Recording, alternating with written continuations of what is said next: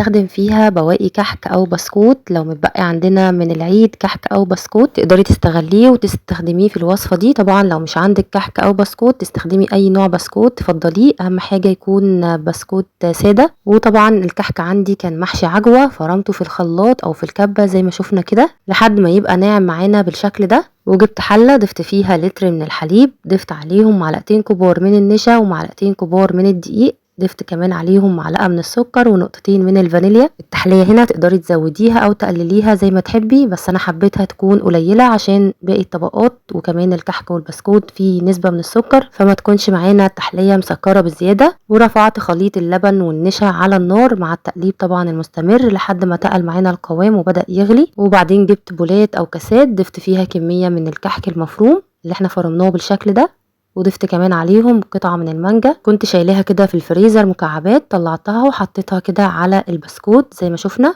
وبعدين هنبدأ نضيف عليها طبقة من المهلبية، واخر طبقة معانا ده كده عصير مانجا حوالي كده كوباية. ضفت عليها معلقة من الجيلاتين ده دوبته في معلقة من المية السخنة، وبعدين ضفته لعصير المانجا بالشكل ده مع التقليب. هيبقى معانا العصير ده لما يجمد او لما يسقع في التلاجة هيبقى زي الجيلي، هيبقى قوامه طبعا تقيل وتحفة جدا. هبدأ بقى اضيفه على طبقة المهلبية، اهم حاجة طبقة المهلبية دي تبرد معاكي الاول وتضيفي بقى المانجا بالشكل ده. طبعا تقدري تعملي التحلية دي كلها كده في صينية او في قالب وتقطعيها قطع بعد ما تجمد في التلاجة، او تعمليها في كاسات كده زي ما عملت.